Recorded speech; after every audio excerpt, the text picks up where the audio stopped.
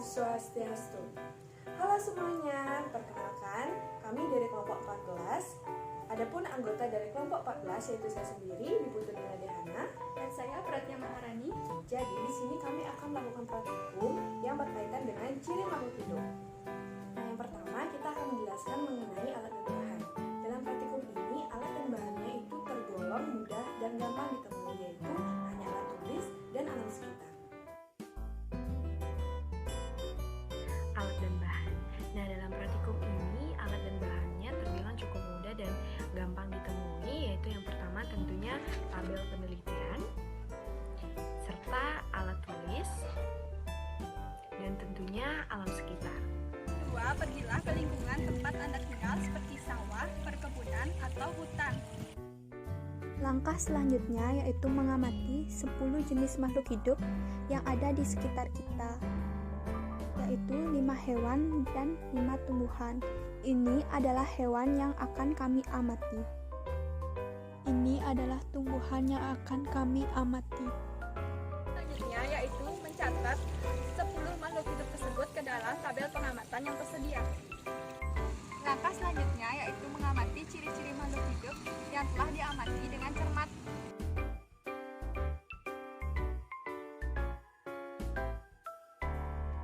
Ciri-ciri makhluk hidup yang pertama yaitu bernapas. Apa sih itu bernapas? Bernapas merupakan proses dihirupnya oksigen dan dikeluarkannya karbon dioksida dari tubuh. Nah, mengapa makhluk hidup melakukan pernapasan? Karena pernapasan menghasilkan energi yang akan dibutuhkan oleh tubuh untuk melakukan aktivitas tubuh. Nah, jadi dengan demikian sangat penting bagi makhluk hidup untuk melakukan pernapasan. Nah, contoh alat pernapasan pada hewan, di mana hewan memiliki perbedaan alat pernapasan, seperti misalnya pada ikan, di mana ikan memiliki alat pernapasan berupa insang, dan seperti burung memiliki alat pernapasan berupa pundi-pundi udara, dan seperti kucing memiliki alat pernapasan berupa paru-paru. Nah, di mana tumbuhan juga memiliki alat pernapasan berupa stomata, di mana stomata ini merupakan celah kecil yang ada dalam daun yang digunakan untuk sebagai alat pernapasan pada tumbuhan. Jadi, ciri makhluk hidup yang selanjutnya yaitu peka terhadap rangsangannya. Peka terhadap rangsangan merupakan kemampuan makhluk hidup dalam memberi tanggapan terhadap rangsangannya. Setiap makhluk hidup memiliki ciri tersendiri dalam menanggapi rangsangannya. Seperti pada tumbuhan putri madu, apabila disentuh, daunnya akan layu. Dan pada hewan kupu-kupu, apabila kupu-kupu mencium aroma nektar, dia akan mendekati bunga. Jadi, setiap makhluk hidup akan memiliki caranya tersendiri untuk peka terhadap lingkungannya. Bergerak merupakan suatu proses di mana terjadinya perpindahan dari suatu tempat ke tempat lainnya. Nah, ciri dari makhluk hidup yaitu bergerak. Tumbuhan juga melakukan bergerak sebagai salah satu contoh dari ciri makhluk hidup. Namun, tidak semua pergerakan dari tumbuhan itu dapat kita amati secara langsung dan jelas. Hewan juga melakukan pergerakan sebagai ciri dari makhluk hidup. Nah, adapun contoh-contoh dari hewan dan tumbuhan yang bergerak adalah sebagai berikut. Makhluk hidup yang selanjutnya yaitu pertumbuhan. Jadi, setiap makhluk hidup, baik hewan dan tumbuhan, akan mengalami pertumbuhan. Pertumbuhan dapat dilihat dari perubahan tinggi, ukuran, dan berat. Setiap makhluk hidup akan mengalami pertumbuhan seperti pada tumbuhan padi yang awalnya dari bibit padi kemudian tumbuh besar dan akan menghasilkan beras nantinya. Dan contohnya itu selanjutnya pada hewan bebek yang awalnya dari telur kemudian menjadi anak itik, kemudian menjadi bebek dewasa seperti induknya.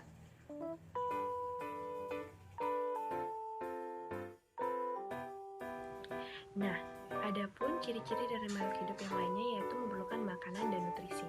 Nah, mengapa makhluk hidup ini memerlukan makanan dan nutrisi?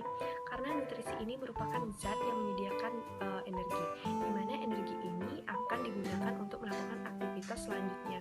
Seperti pada contohnya yaitu pada tanaman padi yang memerlukan makanan nutrisi untuk tumbuh dan berkembang. Seperti misalnya kita memberikan contoh memberikan pupuk, memberikan nutrisi lainnya.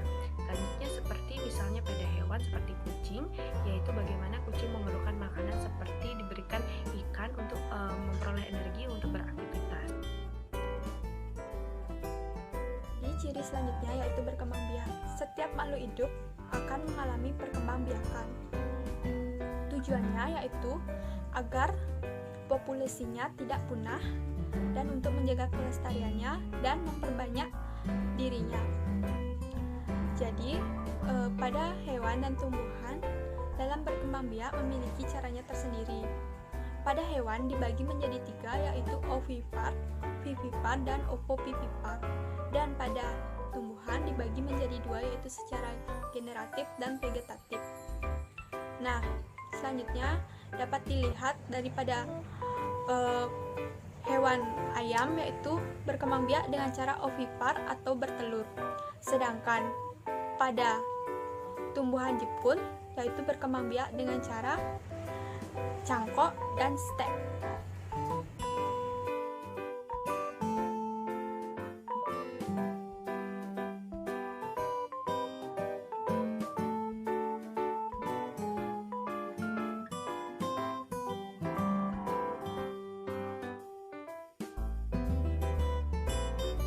Mudah bukan? Jadi itulah video mengenai praktikum ciri-ciri makhluk hidup. Jadi sekian dan terima kasih. Om Santi Santi Santi Om.